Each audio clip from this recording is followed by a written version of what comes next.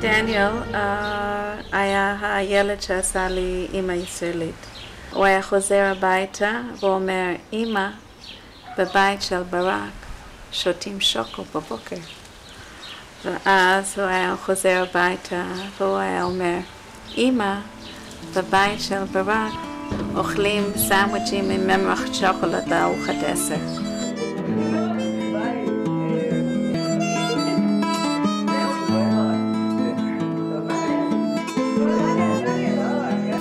והגיע אלינו ככה עם פירות כאלה, כיפה שחורה,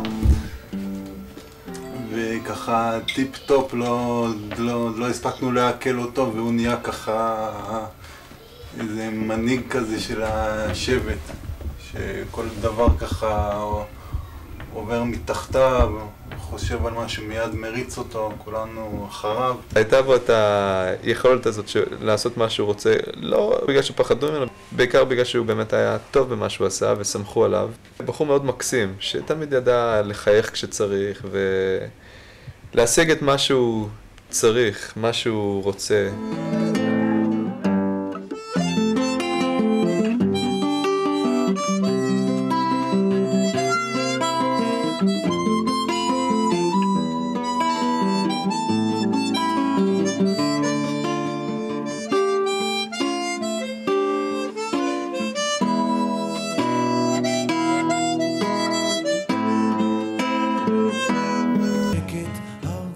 היינו תמיד מתפללים וזה, כאילו בתפילה נגיד, אז בשבת שרים את שיר הכבוד.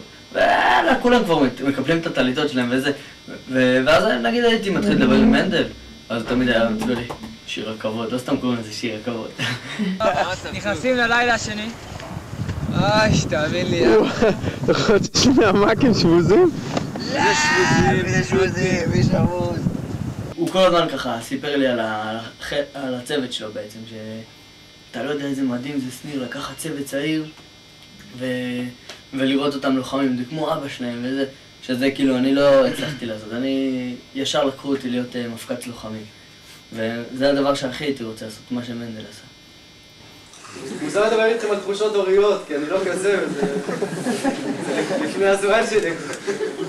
אבל זה קורה, זה לראות חבורה של, לא יודע מה, שמגיעים, אחד עם השטויות שלו, עם הבגרויות שלו, באמת לראות החבר'ה היום, וואלה, גדולים, חזקים, גאים, בטוחים, לוחמים, קיצור, זה, שוב, אני לא לוקח מעוררים פה שום מקום באמא.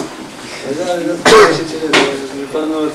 יהי הכל שייך לכל